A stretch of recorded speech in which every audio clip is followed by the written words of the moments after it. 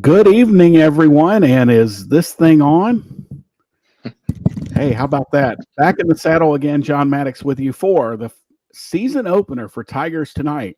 For our first opponent, North Alabama, it is actually game week, but for us, we're still a week away.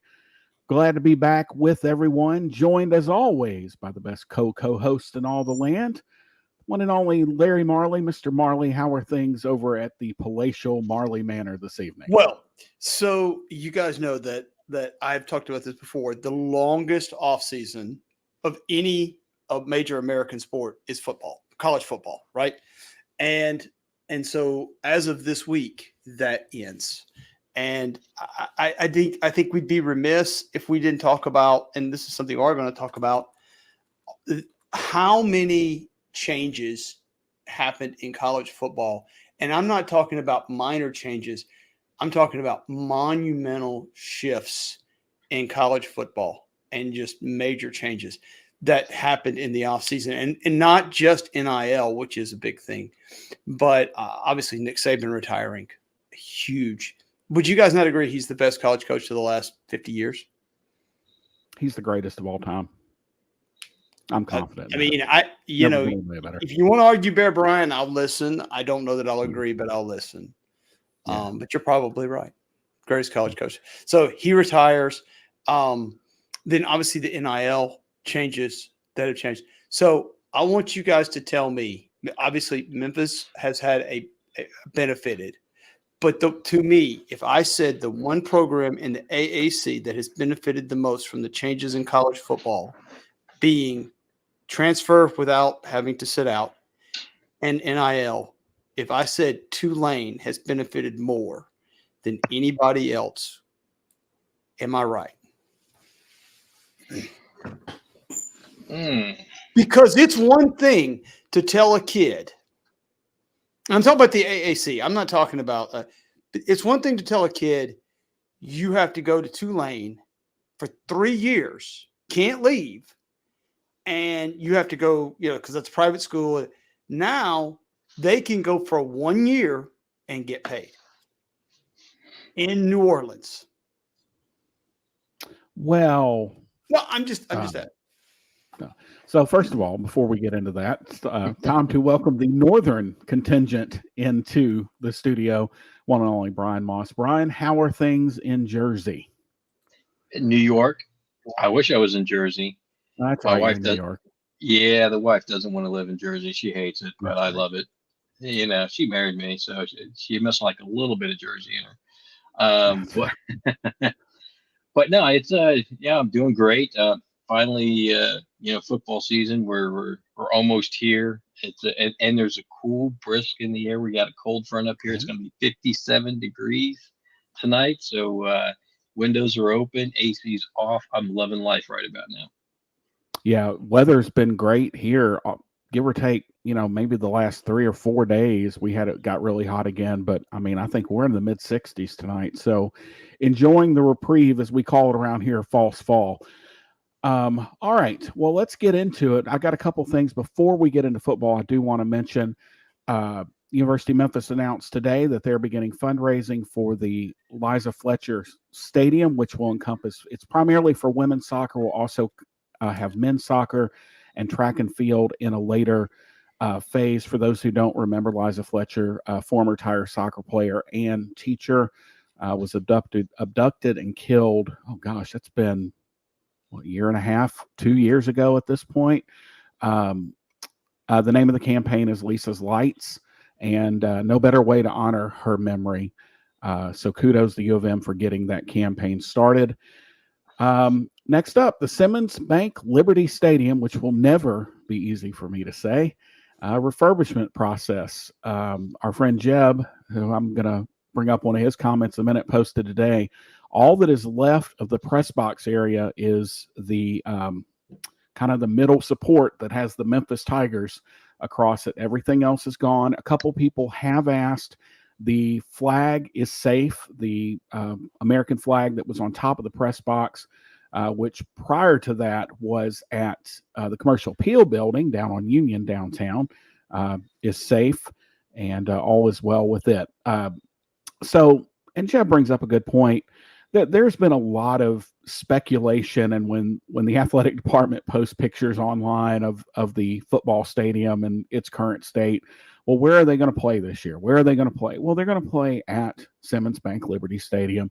As somebody in the athletic department told me, the field is still 100 yards wide or 100 yards long, and there's no impact to the playing surface. And look, several other schools have done this. Vandy most recently, I believe Arizona State is going through something similar right now.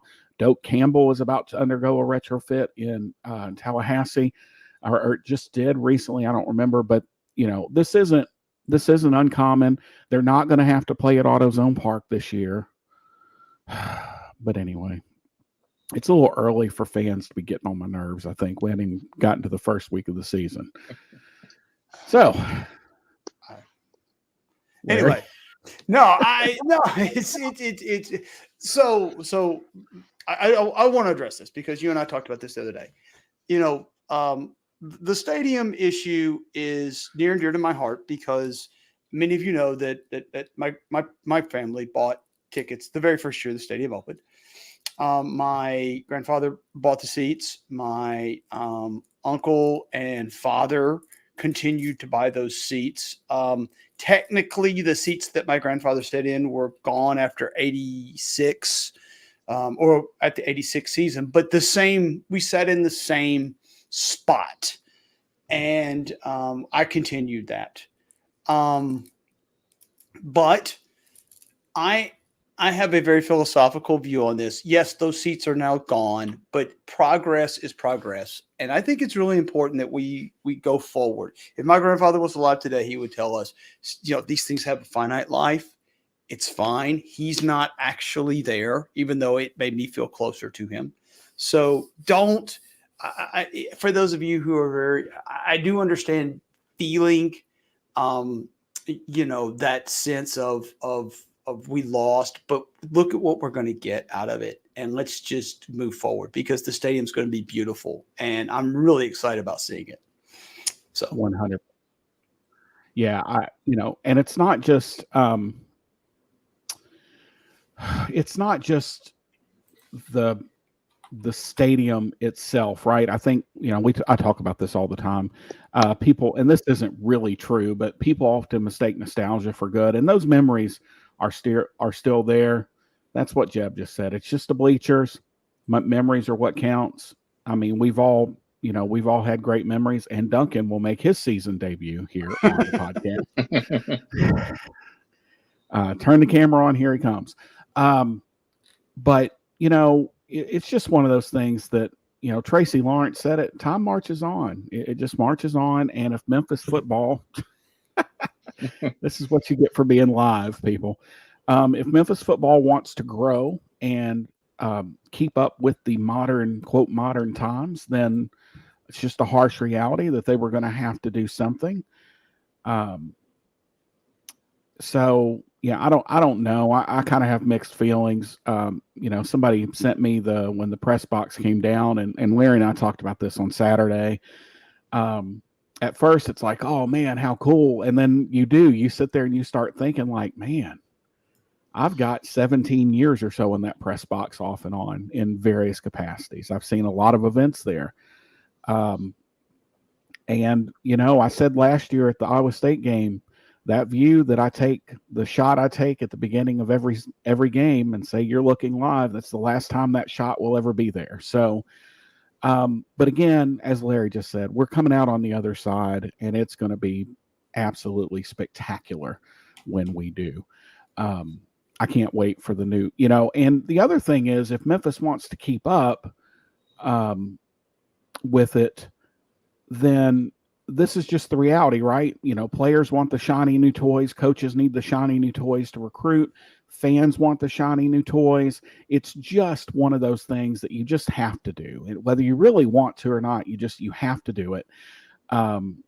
Stadium expansion is what it is. And I did post something because for those who don't know, the capacity is going to be reduced slightly. It's going to be down around 50,000, which, if I'm being real, shouldn't it have always been down around 50,000 or so? But for those wondering, that still puts us smack dab in the middle of stadiums in the Big 12. I think ninth or 10th in the ACC. And we'd have been 6th or 7th in the former Pac-12. So the only two leagues that really have an abundance of these massive stadiums are, no surprise, the Big Ten and the SEC. So this doesn't hinder any future possibility of expansion or whatever. That just that's just real. And like Jeb said, this is perfect. We get all the amenities of a brand new football stadium. We get to reduce the capacity to increase demand, because that's, for those who don't know, that's kind of what it's all about, right? Is supply versus demand.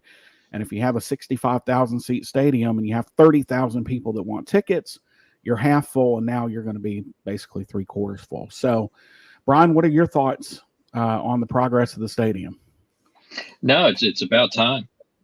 You mean the way Silverfield recruits? This is just. I mean, and for the past couple of years, you've heard the recruits talk about, seeing the plans for it, how excited they are to play, in a stadium.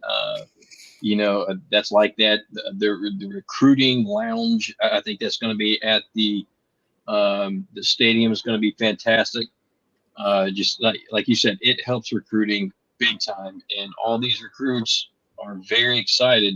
And even the ones that have committed, that they want to play in that stadium. It's just going to look fantastic, and it's going to be one heck of a home field advantage. I can't wait till it's complete to see the final product, because to me, it's going to be fantastic. And before we get into the schedule breakdown, do also want to mention Tiger basketball got their pick for the Maui Invitational this week, and they will open on November 25th. Just a minor skirmish with two-time national champion UConn.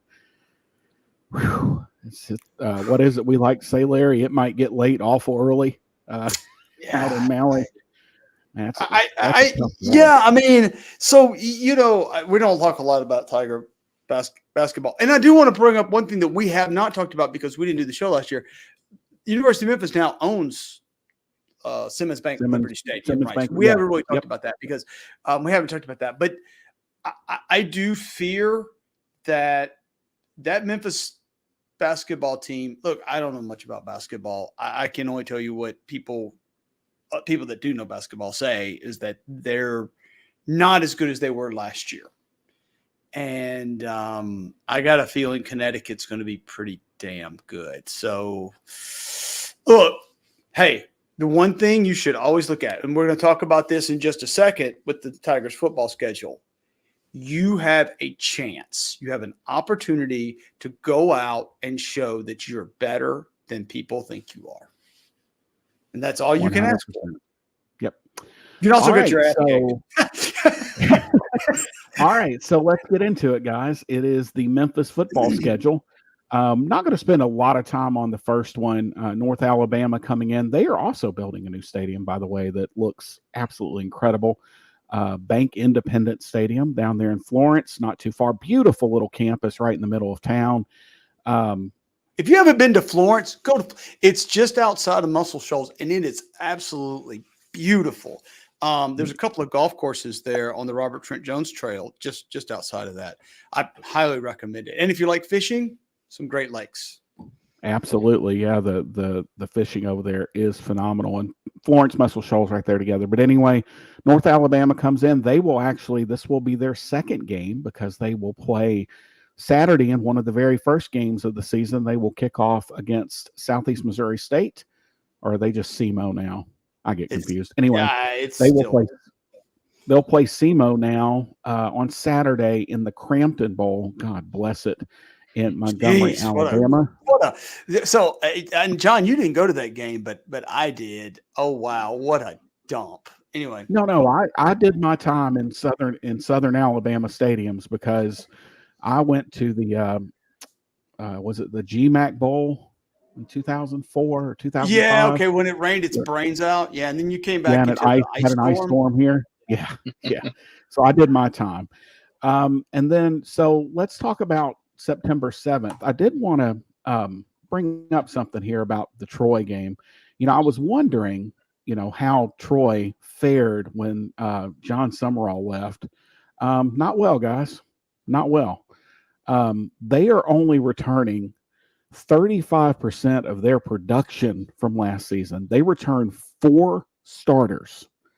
For reference, Memphis returns, I think it's 13, and Memphis returns roughly 70% of their of their production. So Troy, man, talk about a team hit hard by the transfer portal and just graduation last year in general. But looking at that, my only hesitation with this game, and it's not really hesitation, but this is the week before Florida State. Memphis is clearly better than Troy by a landslide. Memphis is better. It's not particularly close. But I don't know. It's an 11 a.m. kick. I feel pretty good about it. I don't think this is a game Memphis loses by any stretch of the imagination. But Bryan, is this one you could see kind of Memphis sleepwalking through it a little bit? I think in the beginning, the first half, I think Memphis will try, to be a little bit vanilla. I'm interested in seeing how the players, play this one, because will they be looking ahead to Florida State? It's hard to say that, kids shouldn't, but, kids are kids, they look at the schedule, they know what's ahead. But I want to see the adjustments at halftime, because I think the first half of the Troy game is going to be, different than the second half. I could see Memphis struggling in the first half before, really getting talked to by the coaching staff, and, really focusing on the second half and blowing Troy out. I mean, I don't think it's going to be close whatsoever, except for that first half. I can see where it would be close, but on paper, Memphis is just better at every single position. I mean, this really should not be, a close game, whatsoever. Memphis should win by at least 3-4 touchdowns, if not more. So this feels Larry, like Bowling Green State, John. I don't think it's that bad. I don't think it's that bad, because I think Summerall left that program in a little better shape. What I was about to say is this almost feels, Larry, like the inverse of next week when we go to Florida State. Again, you and I talked about this on Saturday. Memphis's first 11 and Florida State's first 11, there's a talent gap, obviously, but it's not some huge gulf, right? It's not this just massive gulf like it used to be. Well, Troy's first 11 and Memphis's first 11 are probably fairly similar. But the problem comes for Troy and for North Alabama and for some of these other teams middle is when Memphis trots that second 11 and that third 11 out there, that's when things get sideways in a hurry. And I just think Memphis is just going to overwhelm Troy with their athleticism. Ultimately, I think what you're going to see is Memphis come out and be able to effectively run the football. And that opens up Seth and Blankhamsey and Rock Taylor. And that, I mean, they just don't have the speed to handle us. I don't know that when I say Bowling Green, I don't mean it's going to be 77-3. Don't get this twisted. But I mean that Memphis is in control from the beginning, and there's really no maybe a better comparison would be that North Texas game from a couple of years ago when it really was never in doubt, right? I mean, that game was over. We were in complete control. We had a couple of defensive touchdowns. And that was, the game was never in doubt. I don't think this game's going to ever be in doubt. No, probably not. I mean, like Bryan said, man, you never know with kids and looking ahead to the next week. So let's move on to next week. I did find it interesting when I was looking through this returning production stat, guys, that Florida State is only returning 56% of their production from last year, which was 89th in the country. Honestly, I don't know how much it would matter, but there is a part of me that wishes the Troy and Florida State game were flip-flopped, because I think if Memphis were to get Florida State, the earlier, the better before because Mike's breaking in a new quarterback, a new starting running back, I think 2 new receivers.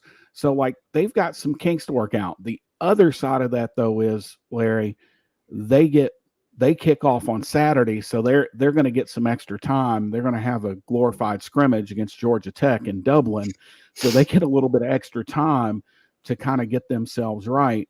And we've talked about this. It's an 11 a.m. kick in Tallahassee. This game is going to go one of two ways. To me, there's no middle ground with this game. It's either going to be 28-0 with 4 minutes left in the first quarter, or this is going to be a game going late second half. It's going to be a close game. Agreed. And you and I agreed this the other night. And I think we both agree that if Mike gets up, he's not going to just run us off the field. I don't believe that. It will be up to us to stop him, but I mean, I don't think he's going to go out and throw the ball up 35-3. I told you the other night, I think this is a 10 or 13 point Florida State lead going in the fourth quarter, and we maybe get a touchdown, close the gap, and maybe have a chance, but they end up winning the game. A closer game probably than people. Bryan, tell me, I mean, this feels like Florida State plus 6 or 9.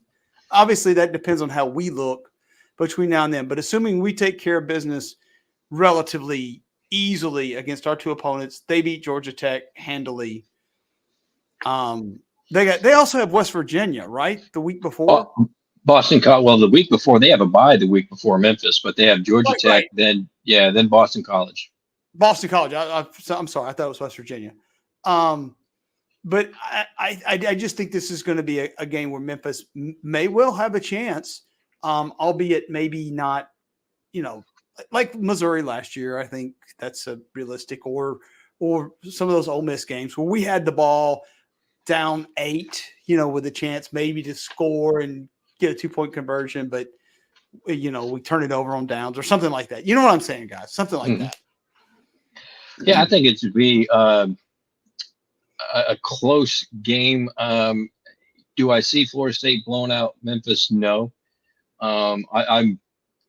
It's hard to tell always in the preseason, because we all want to see what the teams look like.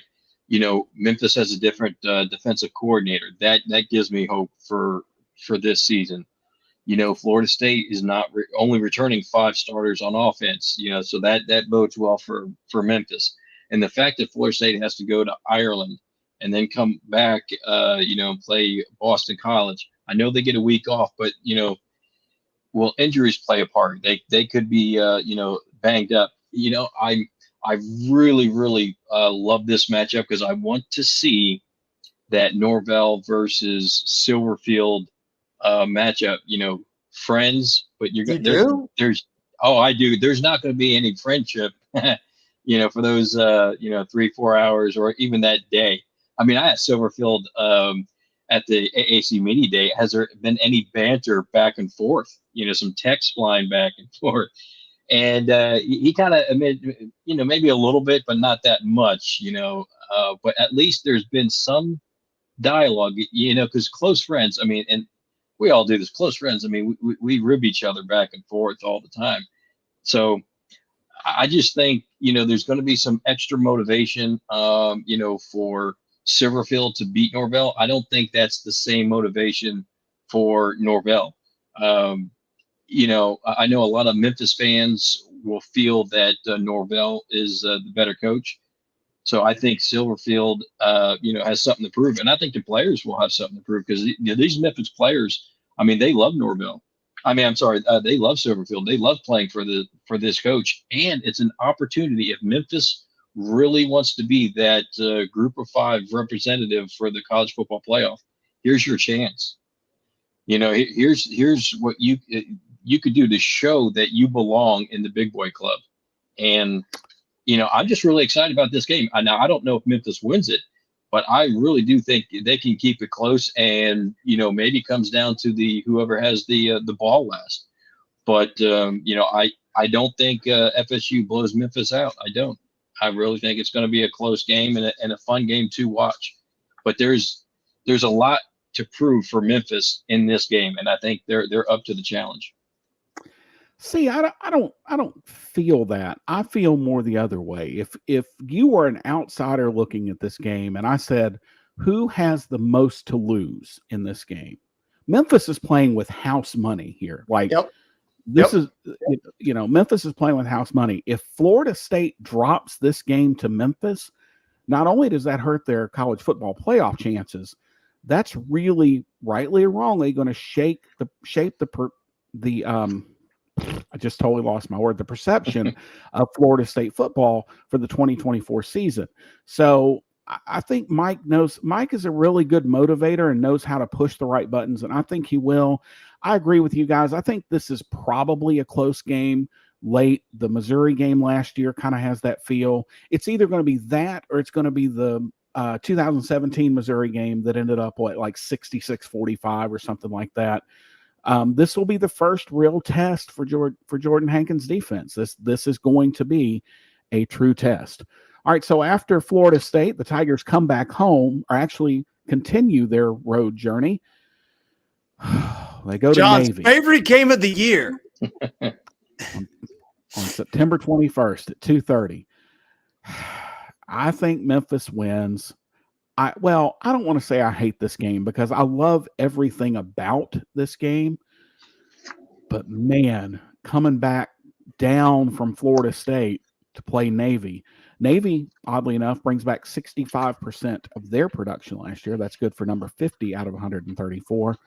Bryan, we'll start with you. I think I'm always nervous about every year. You can just go back and listen to recordings. I'm nervous about the Navy game. The last couple of years, I've had zero reason to be.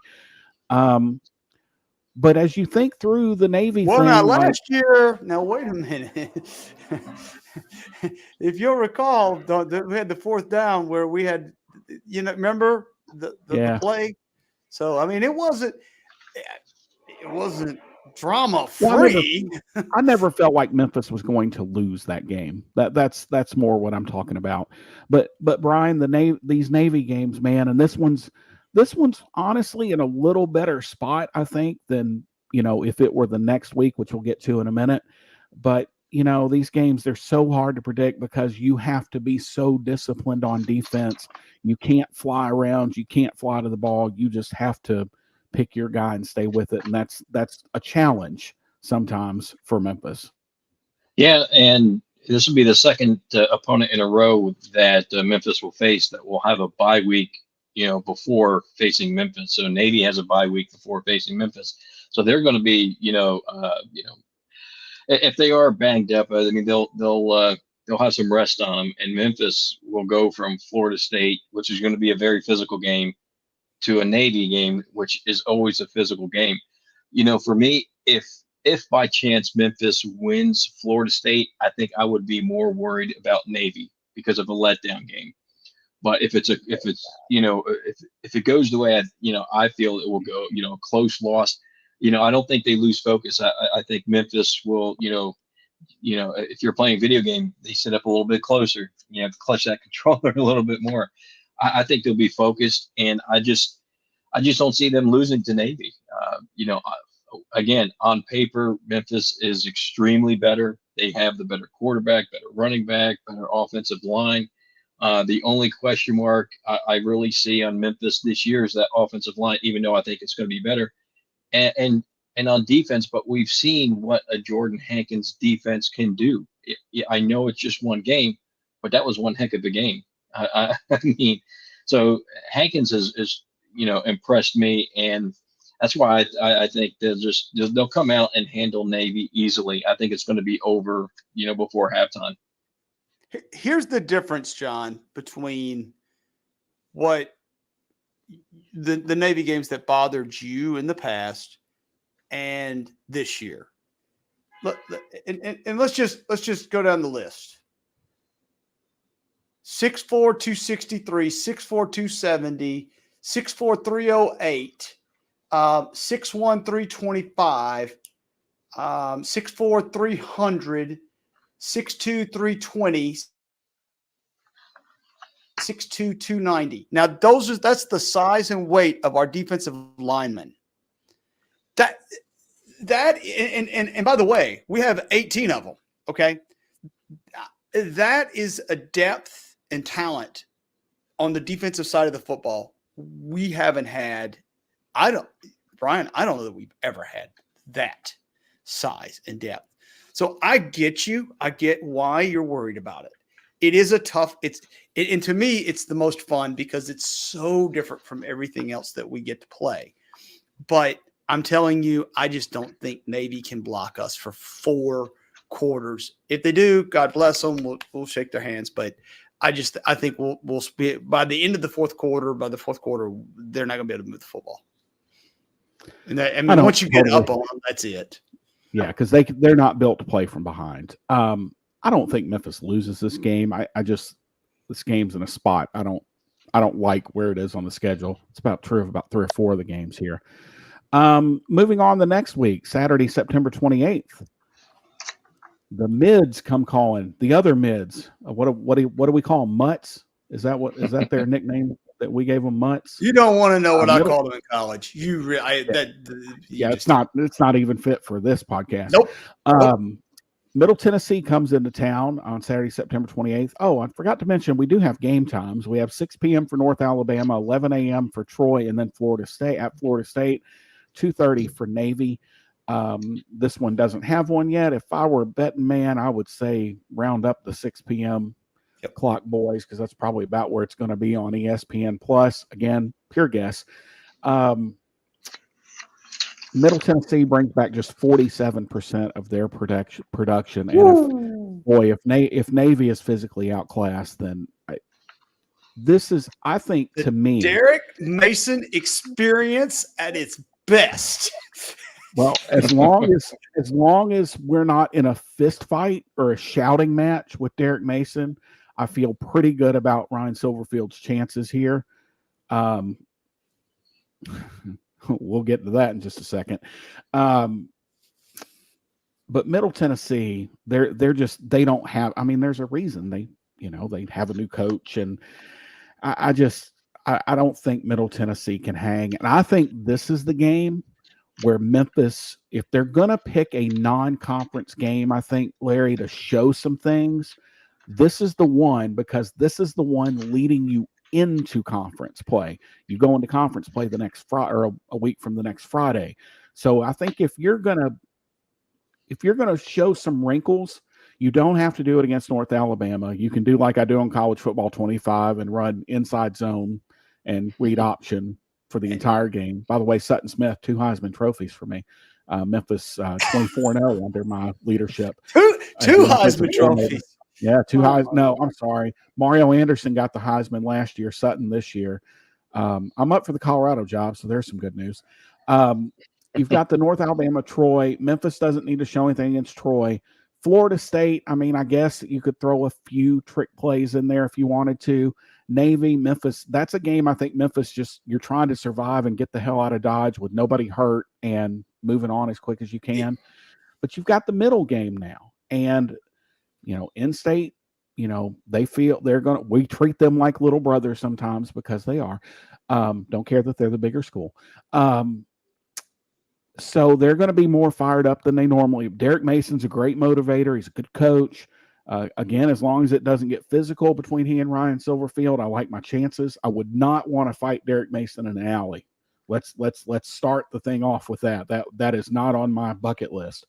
But Larry, this is a game where, again, if Memphis is going to show something for other teams to look at, this is the spot they do it. I just think that they are going to physically overpower Middle. And I think you're exactly right. Assuming we have no injuries, no real injuries going into this game, this feels like a 40-something to 17, right?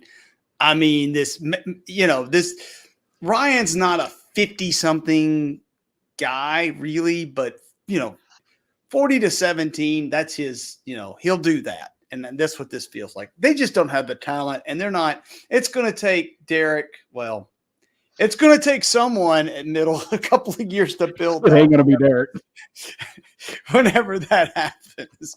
So, but yeah, and that's a proud program, but they're not ready this year. Not for this.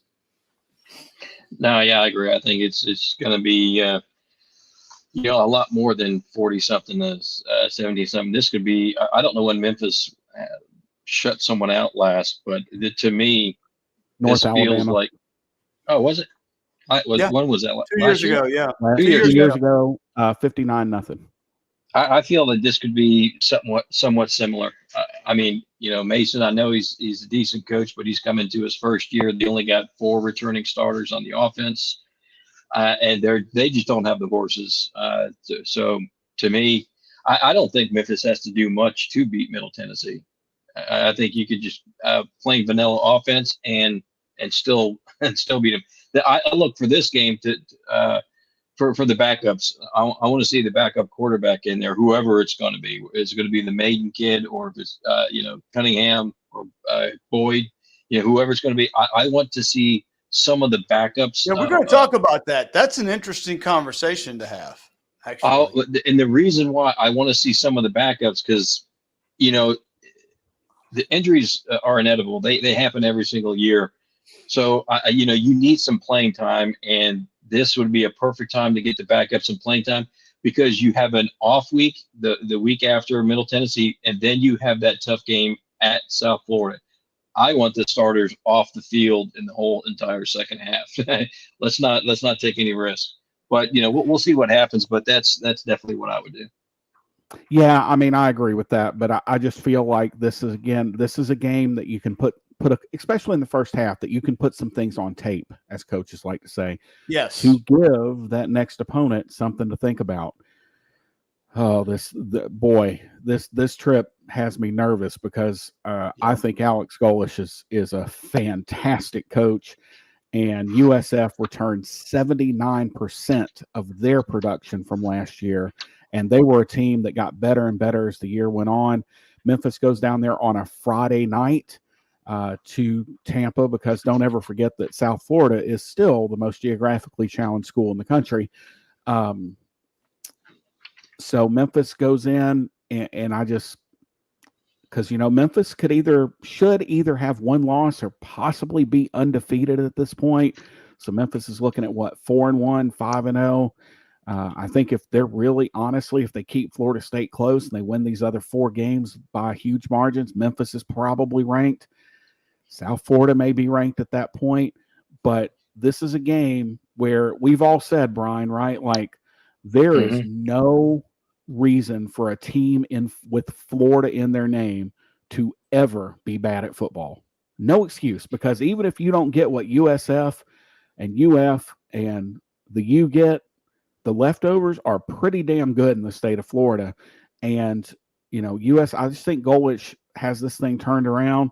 Jeb just said it. It's like going to this does kind of remind me, Bryan, of some of those older UCF games where you just you're not ready for what you're about to walk into.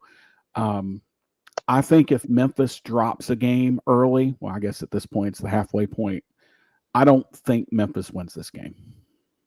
Wow. It's my biggest fear. Go ahead, Bryan. I'm sorry. No, you're good. To me, it's a toss-up game. Memphis. I mean, South Florida. They go at Alabama. They're at Southern Miss. Then they have the Hurricanes in Miami. Then they go at Tulane before they have a break.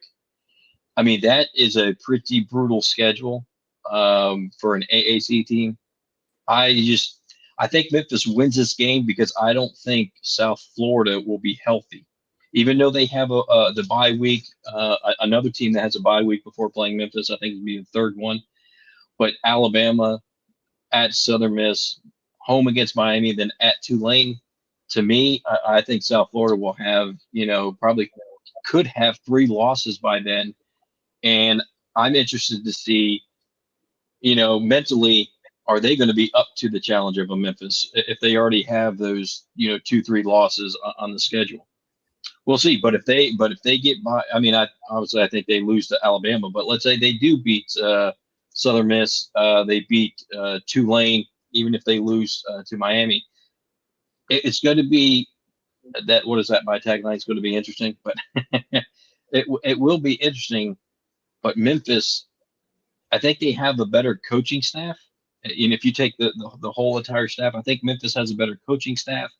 Defensively, I keep going back to Hankins and how he's impressed me until he shows otherwise. I just think this is going to be the best defensive team Memphis has had since Barry Odom in 2014, when he had Memphis, I think, ranked 24th in total defense. Are we I really going to have a Barry Odom? Yes, because that defense rocked, man. And UNLV, right? He's the new head coach. He's at UNLV, yeah. Right? But if you take a look at that 2014 team and this team and just look at the defensive starters, there's few players on that 2014 team that I would pick over this 2024 team.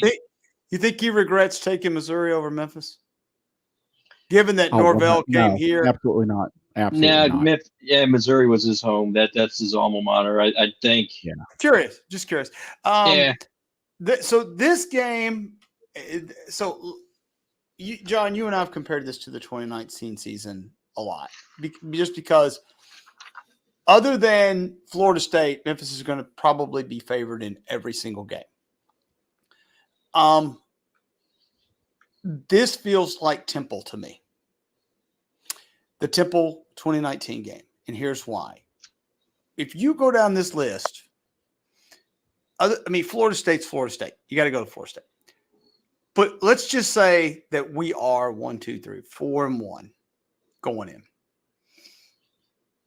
There hasn't really been anybody other than Florida State that's capable of walking out and punching us dead in the mouth.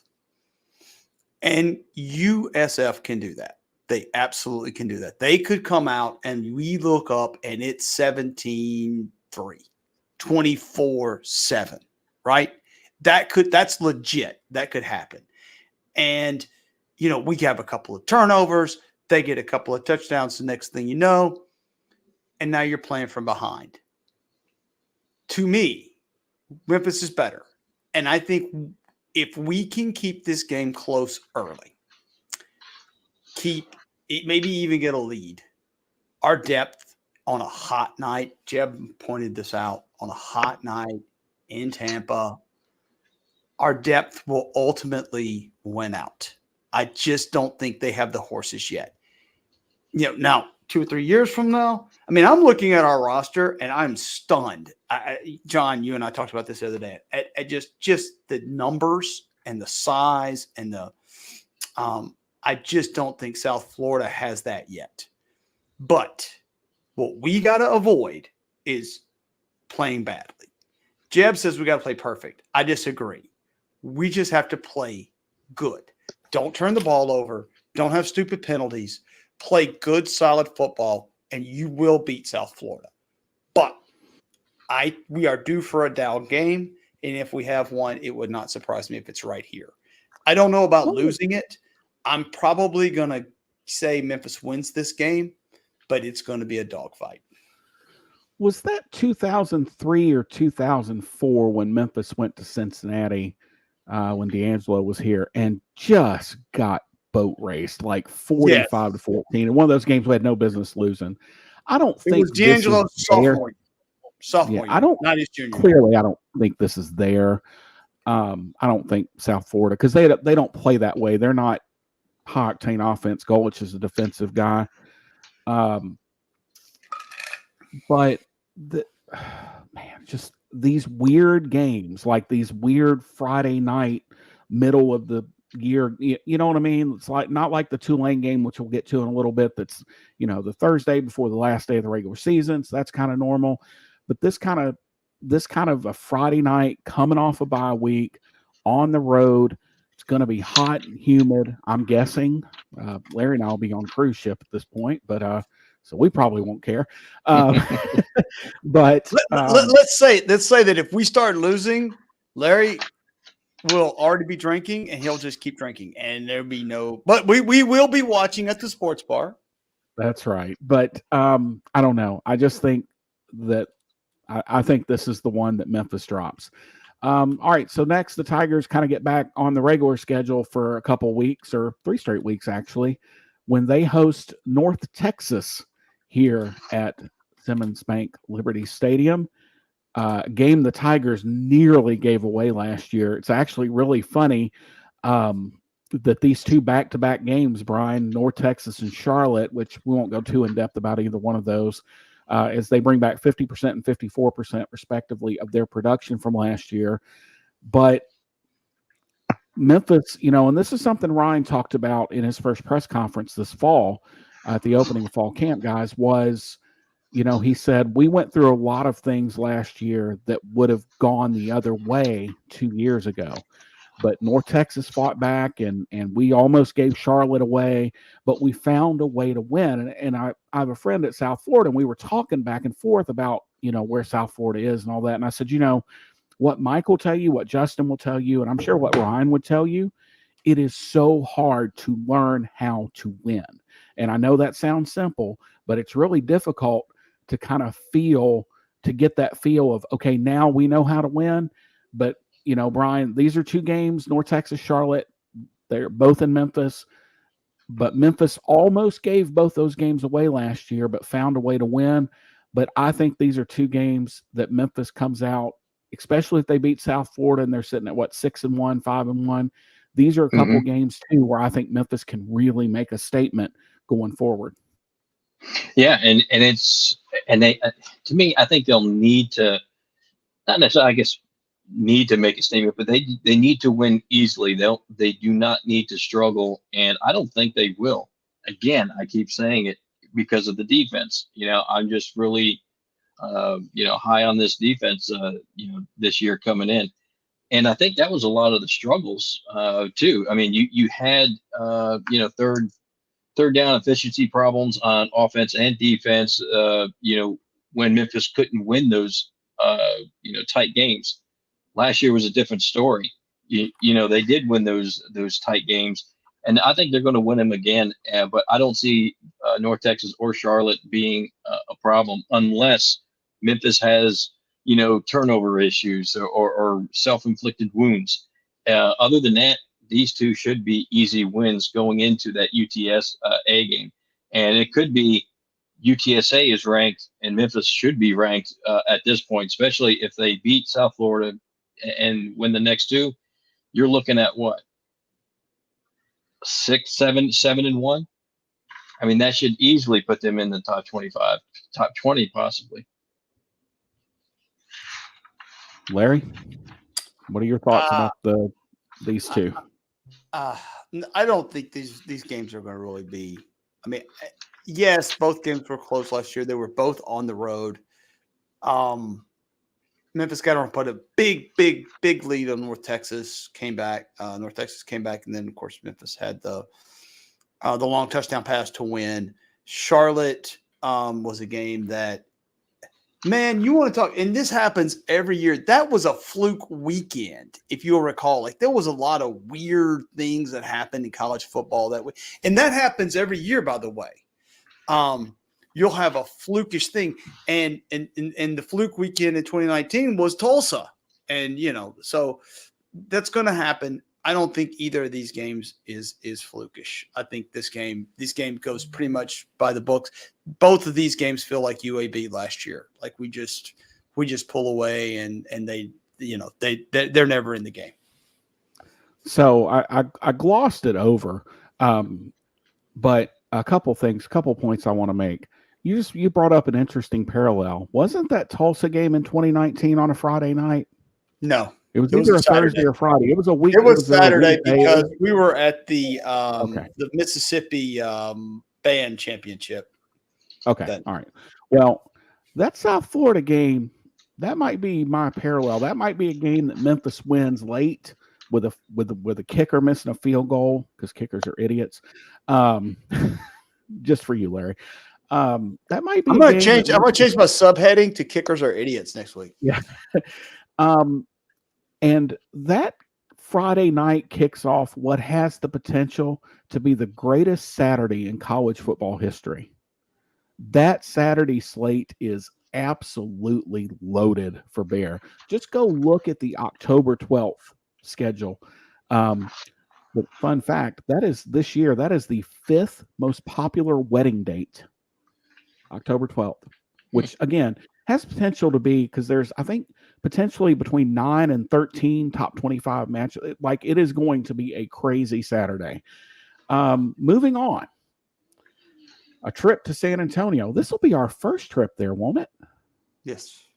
Because we were supposed to go in and, 20. and I hate to tell you guys this. I think this is the first time any Memphis team had college team has played in San Antonio since 2008. Oh, now come on. That's a cheap shot. That never happened. Look, I mean, in terms of like men's basketball, certainly hasn't played there. No, never happened. And well. Moving on. All right. So UTSA on the schedule. I think this is Memphis's first trip to San Antonio. Frank Harris finally exhausted his 27 years of college eligibility. So Jeff Traylor will be breaking a new quarterback. But at that point, it's so late in the season that whoever that guy is going to be that guy. Jeb's 100% right. Absolutely beef ribs on the menu. The week before, they play at Tulsa. So, they're going to come into this game probably feeling pretty confident. Their schedule is not overly difficult. They play at Texas. And that's really, then they have East Carolina, Rice, Florida Atlantic, Tulsa, Memphis, North Texas, and then Temple, and they close with Army. So this is going to be one of their 2 big tests this season, Bryan. And again, it's a new place to play. We don't know anything about it. We don't know what that looks like. We don't know what their fan base looks like. I think this is another one that's in a spot that has me a little bit concerned. I think maybe Memphis is still the better team at this point. I think they still have more depth, probably. Yeah, I think Memphis is the better team. But I don't think Memphis goes undefeated in the conference. I have this one as a loss over South Florida for the simple fact, to me, UTSA has the weakest schedule of the top 4 or 5 teams in the AAC because they only play one top 4 team in the AAC, and that's Memphis. And that's it. They don't have Tulane. They don't have South Florida.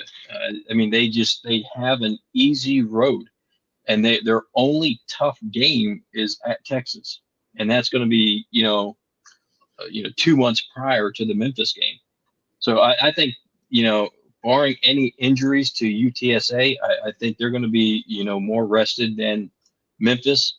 I don't know. There's just something about Coach Traylor's team. They just give everyone fits. But Memphis should win. I just don't see them going undefeated in the conference. So this is why I have them losing. Here's the thing, Bryan, and I looked at this. I looked at UTSA's schedule the other day too, and was shocked at what it was. It is very possible that you could have 2 one-loss teams playing. And if that's the case, it is very possible. I don't know that Memphis is ranked because the strength of schedule is just not there. But let's say we are what is that? 6-1, 6-1, 1, 2, 3, 4, 5, 6. 7-1. Going into that, I mean, this is not. Let's put it a different way. If these are 2 one-loss teams going in, there's no way we're looking past them. I don't think it is going to be a big game. It's not going to be game day big, but it's a big game. And what's interesting is when you get 2 teams that are hyped. So I'm kind of breaking out a question I was going to ask later in the. But here's an interesting question for you guys, because I asked John this the other night. Bryan, where does Silverfield rank as far as coaches in the AAC? If second, I would have Trailer above them. Wow. Okay. Hey guys, let's hold that. Let's hold Okay. that Well. conversation here for Okay. a All right. couple So, minutes. all right. So, all right. That's fine. We'll hold that one. My point is, Traylor's probably a better coach. At least, I think we all would agree with that. At least to a degree. So, does that make a difference in this game? I don't know, but I know this is going to be a big game. I personally think that Memphis either loses South Florida or UTSA. I don't know which one. So, Yeah, I don't think Do you they know lose that- both. Just one of them. I think it'll be one of the two. Or, well, actually, I think it'll be both. But anyway, do you know that wow. UTSA only leaves the state of Texas 3 times Yep. all year? They go to Yep. East Carolina, they go to Army, and I had it here a second ago. They have another game on the road, but That Army game is leave no Texas 3 times. cakewalk. I'm telling you, that Army game is no cakewalk. Yeah, Don't they're think on. That's like Duke basketball, right? Like because they play Houston Christian, they go 2 back-to-back weeks. Talk about upside down, topsy turvy world. They go to Texas State and then go to Texas. How does that happen on the schedule? And then they go, and then Army. So it's just crazy because they play Rice at home. So they only leave the state 3 times. So they are basically Duke basketball. Moving on, Memphis then returns for a Friday night tilt at home against Rice, who's number 5 in the country, by the way, in returning production. They return 81% of their production from last season. I still think it's a game Memphis wins, right? Like Memphis wins this one going away. Yeah. I think so. I don't know. I'll be honest. I don't know anything about Rice. I don't know the first thing about them other than they're from Houston. I haven't looked at their roster or anything yet this year, but this is a game I think Memphis probably wins handily. And to me, Rice is a similar situation USF is in. There shouldn't be any reason why they should not be at least decent or good because of the talent rich state. But I like Mike Bloomgren, the head coach. I give him. I know he's been there. I think this is going to be his 7th year, but give him another year or two. I really think he can. I don't think Rice will ever be a top 2 team in the AAC, but they kind of remind me of like maybe a Northwestern. Every 4, 5, 6 years, they'll push for a conference championship or get up there, but they won't be there every single year. But I actually kind of like Rice, as a program and what they've been doing. Here's my they're not there. They're not there yet, though. My memories of Rice was we went to see them in Southern in the bowl in Mobile, and they came out and made fun of Brett Favre supposedly stealing money, and there was almost a riot. I mean, like the band comes out and actually makes fun of them. I mean, like announces it. Like I was like, wow, they chose violence. And so, hey, look, you got to have some cojones to come out and do that, so God bless them. But no, they're going to get their butt kicked. Well, I mean, right. Well, I mean, I don't disagree. Rice was a bowl team last year. They were a bowl team. They ended up the season 6 and 7. I know the whole bowl thing is kind of overblown, and they do bring back a lot of their production from last year. Again, I understand how much was their production. I don't have their stats in front of me, but they're a team. Bryan, what I was going to say too is like the difference between them and South Florida is their academic requirements. I think really, really hinder them. Yeah. I would more say UTSA is akin to South Florida. From I guess to me, Rice would be like Northwestern, like I mentioned. Yeah, they're that. Yeah, Tulane, another very similar program. So then on November 18th, Memphis, or actually 16th, Memphis comes home for the Battle of the Bones to take on UAB on Saturday, the 16th. Well, gentlemen, thoughts? So this is the year, and I know we're going to find out what Trent Dilfer is, right? I mean, a jackass. Okay. Well, okay. That's probably true. but the point, but I mean, is he going to be able to turn that program into something, or is it going to go the other way? And I think we'll find out very quickly. I know John's not a fan. I think he is he seems to be a pretty good offensive coach. Now, can he turn that into being a good team? That's a whole different animal. What we saw last year was, in the Memphis game, certainly he scored early. Memphis's defense sort of figured out what they were doing, and that was the end of that, right? I mean, that was sort of the way that went. Does Trent have the ability to take one skill set and turn it into something else? And I don't know.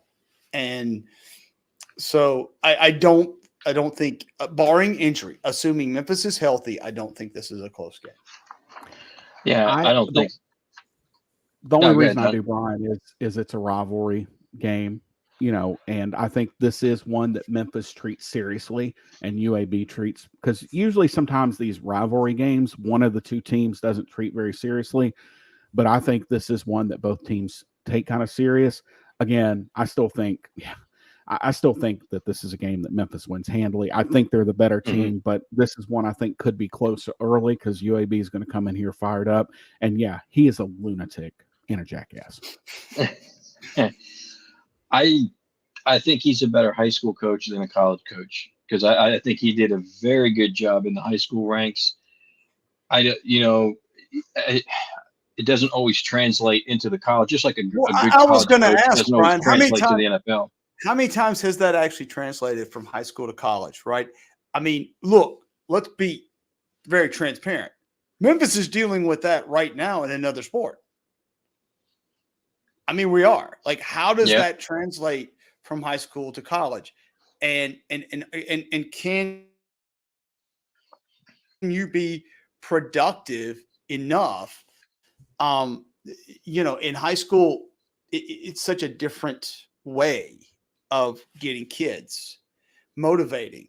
Kids are in high school, they're more or less captive. I mean, I hate to say it like that, but like they can't just move around the way they can in college. It's a different beast, and it's interesting, to quote you, Bryan. It'll be interesting to watch this year for him. I think we're going to know by the 16th. We'll know if that's translating.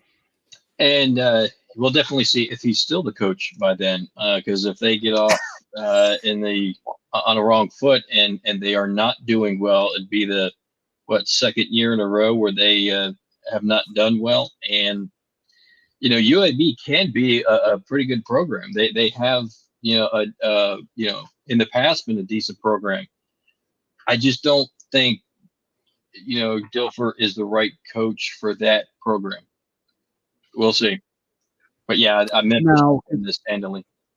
Yeah, you can't be a jerk at a program like UAB. You know what I mean? Like you can't be a jerk, because you're in such a tough spot in state, right? You're recruiting against Alabama. You're not really recruiting against them, but you've got Alabama, you've got Auburn in the state. Until John Summerall left, you've got Troy. Like, you've got good programs, and it's hard to recruit, and so you can't. South Alabama, huh? South Alabama. Yeah, I mean, you've got good, and it's Alabama, probably not of the southern states the most talent-rich state anyway. There's obviously great players from Alabama, but those guys typically go to Alabama or Auburn. But yeah, I think this is a game Memphis wins. I just think Memphis is better. I think that's the case here. Memphis is better, but I think UAB comes in fired up. All right. And we come to the Turkey end. Bowl At Tulane on Thursday, November the 28th in New Orleans, Louisiana, 6:30 p.m. after the turkey has been Is this digested. the voodoo cat that has appeared? This is Duncan. He's just hanging out. For those of you who have not watched the podcast before, this is not an abnormal occurrence. At least we're seeing his head at this point, not the tail end. But yeah, so Memphis travels to Tulane. Dude, I have no idea what's going to happen here, guys. No clue. I don't know. Oh, I don't no, know what Tulane we're going to see. no, I do. And look, Memphis has something to prove to Tulane. And we haven't done well the last couple of times we've gone down there. They beat us at home last year. I'm going to tell you, first of all, is there anything better than a Cajun fried turkey? I mean, let's just start with that. Man, John's going down. I cannot go down this year. But yeah, I'm jealous. But no, this is Memphis goes in and handles their business. I just don't see. I think Tulane is in for a rough night. That's just. I just don't. They got a new coach. They lost a lot of talent. They're breaking in a new quarterback. There's just a lot going on down there. This feels like Memphis 2019. I mean, this feels like 40 to 20. 47, 24, something like that. Bryan, I want Larry to be right here, but I know they have a new coach. But they probably have the second or third best coach in the conference. John Summerall is one hell of a football coach. Mm-hmm. He is an incredible coach. And, by then, there's no such thing as freshmen. There's no such thing as young players. It's the last regular season game of the year. It's a Thursday night after Thanksgiving festivities. I think Memphis wins. Wouldn't this be like the first time in the last 4 or 5 meetings that the road team has won? It just seems like back and forth. No, Tulane won up here last year. But Bryan, I just feel like this is one of those games where going into, if Memphis does what everybody thinks they're going to do and you're going into the AAC championship game, this is a game you can't afford to lose. And that puts you in a spot sometimes when you go in tight on a weeknight game, or just in general, Memphis will be the tighter of the two teams. I predict that. Yeah, and both teams will have a bye before facing each other, and I think Memphis has more on the line than Tulane. I don't think Tulane will be in the title hunt in the AAC. I think it's going to come down the two teams that, in my opinion, that are going to be playing is UTSA and Memphis. I think it'll be a rematch in the title game. Mm-hmm. But, this will be, to me, another exciting game for Memphis. I just, to me, I think Summerall will need, more than a first year. I give him a year or two to really get his imprint on that team. I just don't see it this year. And I see Memphis winning this one. Probably by 14 points. I mean, I don't think it's going to be an easy game for them by any stretch of the imagination, but I think they do go down there and handle their business. So I agree with you that we end up in the championship, either with one loss. So that will probably mean with the home team, assuming the other team has. Well, I think UTSA. Well, if it goes the way I think, because I think UTSA will beat Memphis. Memphis will have one loss in the conference. I think UTSA will end up undefeated because Memphis is their only tough conference game. So UTSA. They got to go at Army, man. You are, man. I'm telling you. And to me, it's not it's not a top four matchup. In the Army's not going to be top four. Look, we lost to Temple, and that wasn't a top four matchup in 2019. Yeah, I just think so. We're going. Wow, Jeb, Army will beat UTSA. Book it. All right. I don't know about that, but that is not going to be a cakewalk. Army is going to. I think this year Army is going to sneak up on some teams this year. I don't think they're great, but I think that. They even play a little different style of option than Navy does. Well, they went down to UTSA last year and beat the brakes off of them. Yeah, they play differently. That's but anyway, true. I might be able to go to that game because Army's just right down the road from me. West Point. So Get here we are. Get your Black Knight square. But I think Memphis goes. I think Memphis goes to the championship. Now, if it's at home, I got us winning. I do. If it's at home, I just do. Do you guys feel, Bryan, we'll start with you, that the winner of the AAC is better than 80% chance to be the Group of 5 representative in the playoff? I do, because the only other team that folks seem to be talking about is Boise, Liberty. Yeah. Liberty. But when you take a look at the strength of schedule for Boise, Liberty, and Memphis, I give Memphis the nod. That's just me. Whoever the AAC team is, I think Memphis. I think this comes down to a better conference. Well, so let's say that you're right. That UTSA it has the one loss. Memphis beats UTSA. They don't lose another game. Because we all agree it's possible. Let's say we lose to USF, but then beat UTSA, and UTSA ends up with the one loss, the two losses. They very well could be ranked going into the championship game. We beat them again. Now you beat a ranked team twice. Yes, you're. I don't think. I think it's semantics, right? Like. I think that whatever team from the AAC, short of if something happens and the AAC goes full Big 10 and or Big 27, whatever they are now, and just eats themselves, like, you know what I mean? Like, and everybody is 9-3, and you've got Boise out there 11-1, wins the Mountain West Conference Championship, or you've got Liberty, who only got in really last year because nobody else was any good.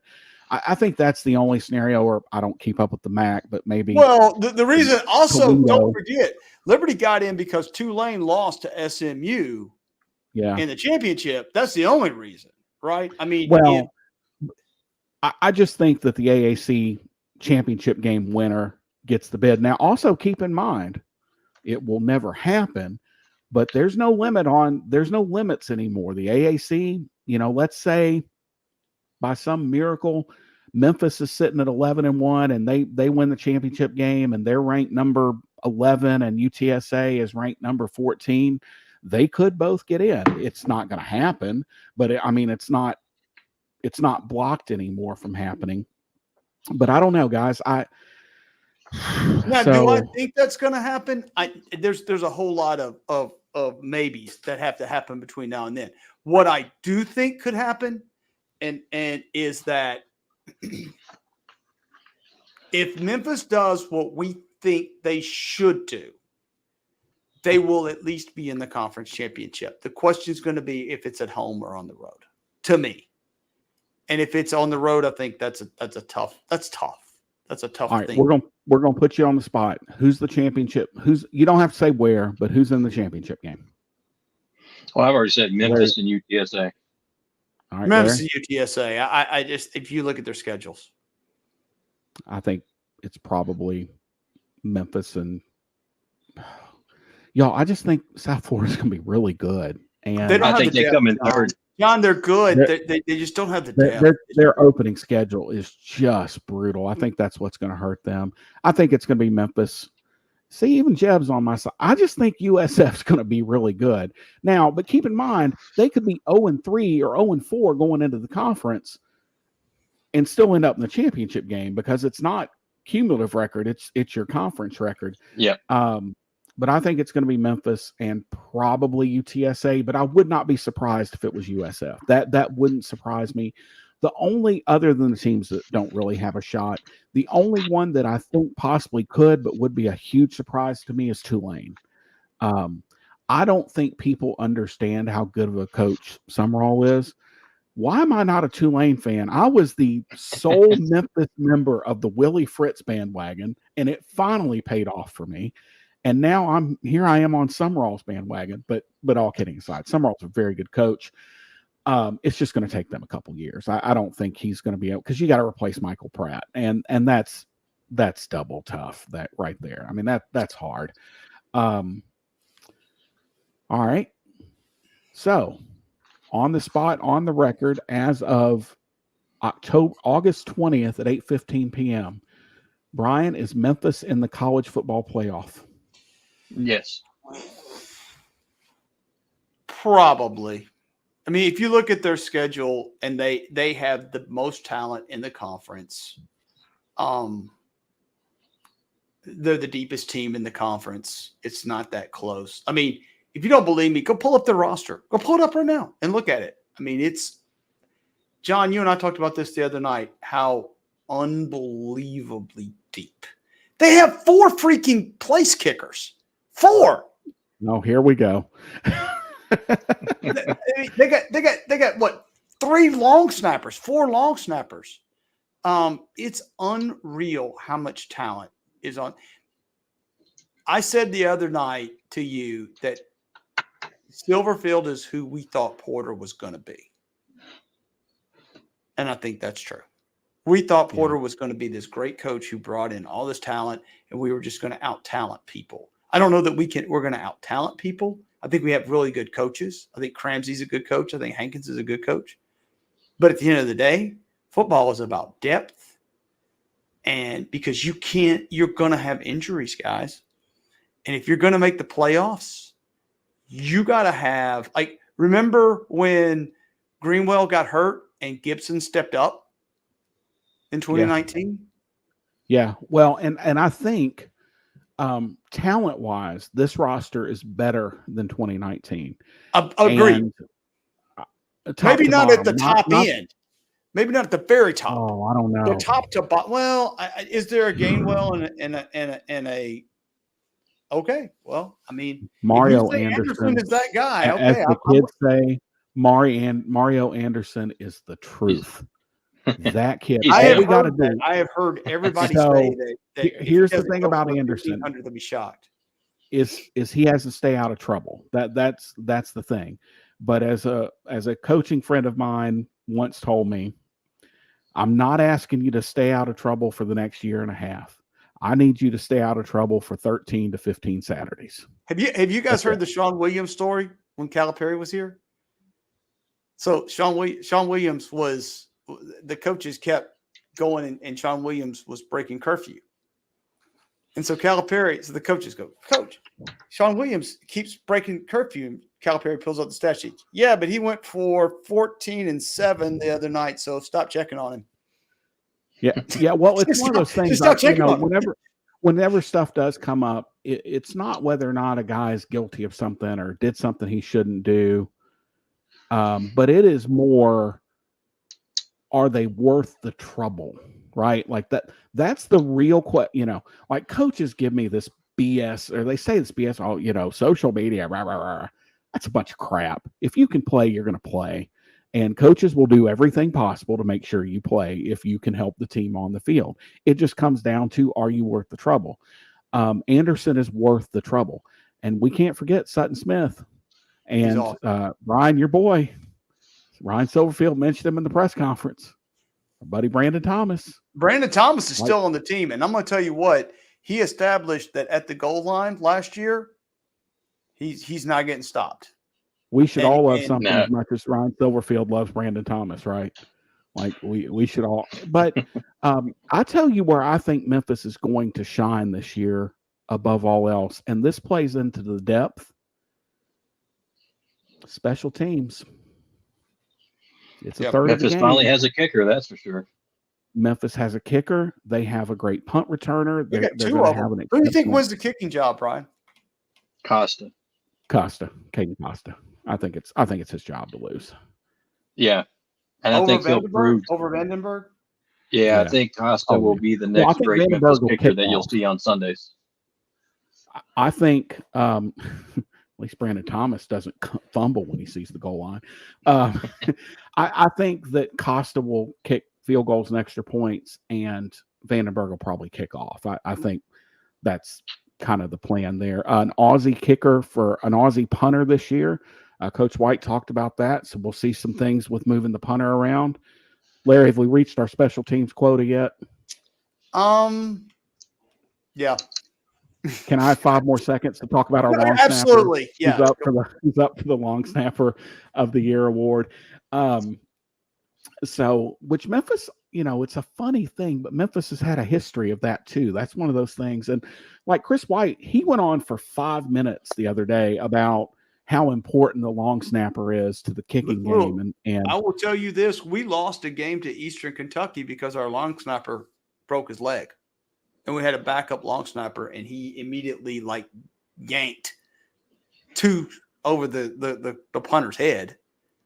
And on defense, the second one, I actually punched him like in the ribs as he walked off. I was like, dude, because you have one job, literally one job. Right. I mean, I understand he's the backup, and I understand that I get all that, but he practices every friggin' week, going out there and doing it. So it's not like it's the first time he'd done it. So anyway, yeah, it's a big deal. Special teams quota filled. Yep. My last question for you two. We've established that Memphis, we all think Memphis will be in the playoff. Can Memphis win a game in the playoffs? It depends. Because they'll likely be a 12. If we're being real, they'll probably be either, and this is Memphis, UTSA, USF, it doesn't matter, will be either an 11 or a 12. And so the way the 12-team playoff is structured is the first 4 get buys. The next, I think it's 5, 6, 7, and 8. Is it 5, 6, 7, 8 host? Is that? Anyway, so the next group hosts. So Memphis would either be playing a 5 matchup or 12-7 matchup. Or will either be playing the 5 or the 6, because they'll probably either be whomever wins the AAC is probably going to be an 11 or a 12. I mean, I guess if Memphis or UTSA really goes on a run, they could get to the 9 or 10, but it's most likely 11 or 12. So you're going to be on the road, and let's say that 5-12. Let's say it's Memphis 5-12 on the road, Alabama. Yeah, no. No. But if it's Ole Miss, maybe. No. Maybe. I would Bryan, love to say yes. Here's the thing, guys. If we get there, that will be so freaking awesome that and this playoff is going to be awesome, right? Here's why I think Memphis can win a playoff game, and why I think UTSA or anybody can win. There aren't going to be a lot of teams, especially with Memphis, that can really go toe-to-toe with Memphis offensively over 4 quarters. Defense remains to be seen. This is Bryan's 5th straight year talking about how great the defense is going to be. Let's hope this one is more accurate than the previous 4. But it's going to be really, really difficult for a team to go 4 quarters with Memphis. But here's the difference. Usually, if Memphis gets Alabama in the Peach Bowl, and I'm just using Alabama for an example. Alabama's not motivated. Alabama has nothing to play for. It's just another game for them. It's running out the string. You're still in the national championship hunt, and crazy things happen. But I don't think Memphis can win a playoff game. But if they can, this is the year. As loaded as you are offensively, this is the year, right? I mean, I think this has to be the year. Here's the thing: any of the Southern teams that if we play any Southern teams, okay, and here's follow me here. Any of the Southern teams you play, here's where I would be scared. Going up to play Ohio State at Ohio State.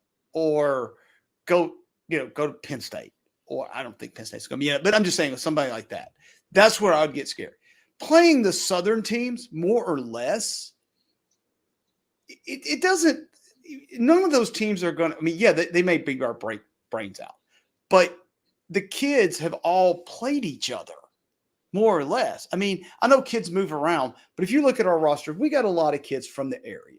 Alabama, Tennessee – Mississippi, and those kids all see each other. I don't think that those teams don't scare me as much as going to play Oregon at Oregon. Because that's a different. Don't put that evil on me, Ricky Bobby. That's you know not what a I'm game. saying?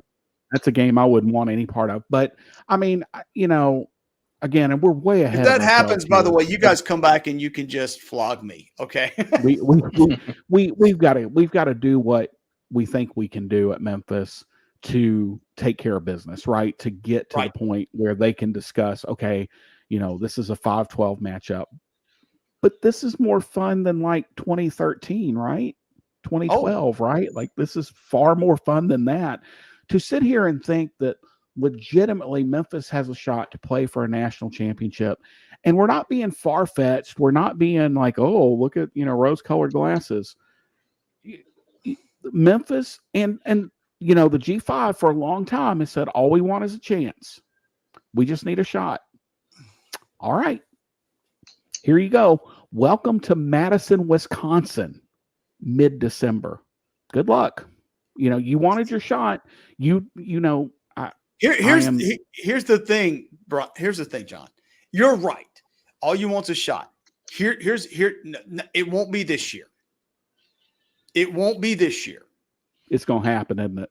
But within 5 Yeah. years, and I will make a prediction right now on one of three teams it'll be. Memphis, Boise, or USF will win a playoff game. And here's why. A, they've got the most talent. B, they've got the most resources. And C, once you get your name out there, that's where the kids are going to see that and go, okay, I can go there. I can go to the playoffs and I can make a name for myself. Once that happens, then it's just a matter of time till you're exactly right, John. One of those guys runs the table or gets, 11-1 with a win over multiple ranked opponents. They come in as a 9 and they go and play and they win a game. And then, and I'll make another prediction. It's a matter of time before they get to the semifinals. Now I don't know about winning it all. That's a whole different animal. But I think that talent with NIL money and transfer portal talent is more spread out now. And what, Bryan, we added 15 scholarships. We're up to 120 now. How many did they add? Yeah, I think it's over 100. So yeah, so you going from 100, you're increasing scholarships, more talent spread out. Cincinnati had the blueprint, guys. They finished in the top 4.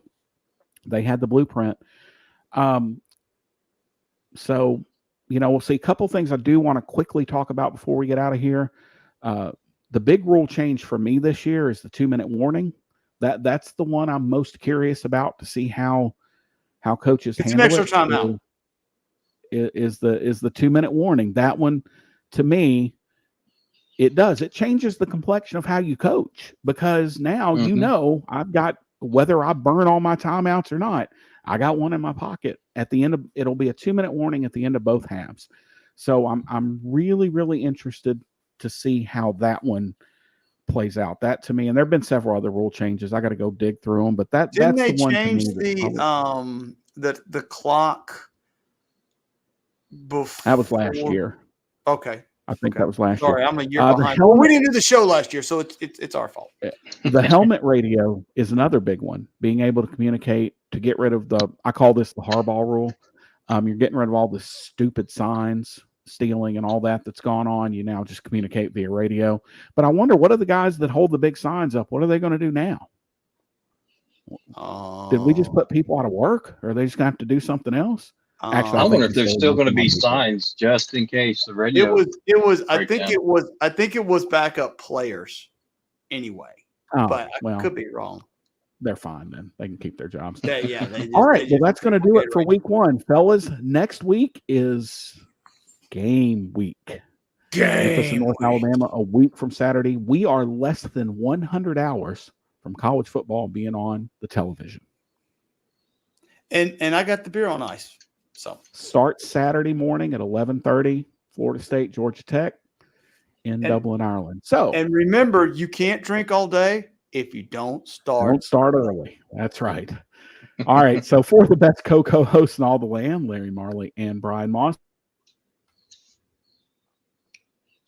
This is John Maddox signing off, saying we will see everybody next week.